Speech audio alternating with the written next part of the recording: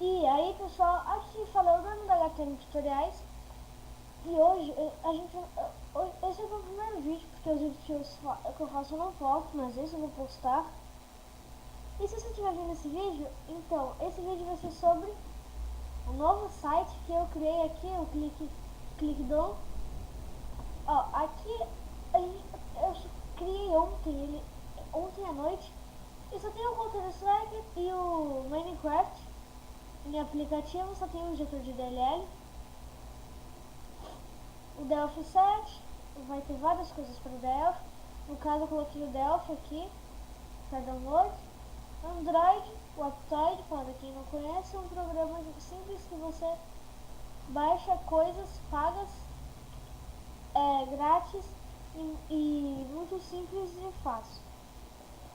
Você vai baixar, vai ligar o seu Android no seu PC e vai simplesmente colocar. Bom, agora vai ter filmes, ainda não coloquei nenhum, seriados e HTML tutoriais.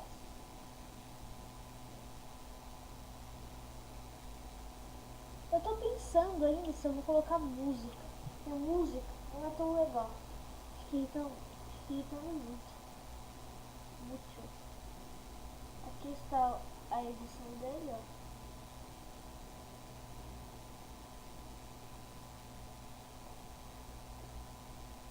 Ó, a página HTML Tutoriais, ela vai ter aqui para vocês curtirem o HTML Tutoriais no Facebook. Então, se você curtir, vai aparecer aqui.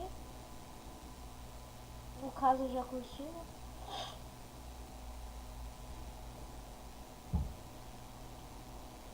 E bom,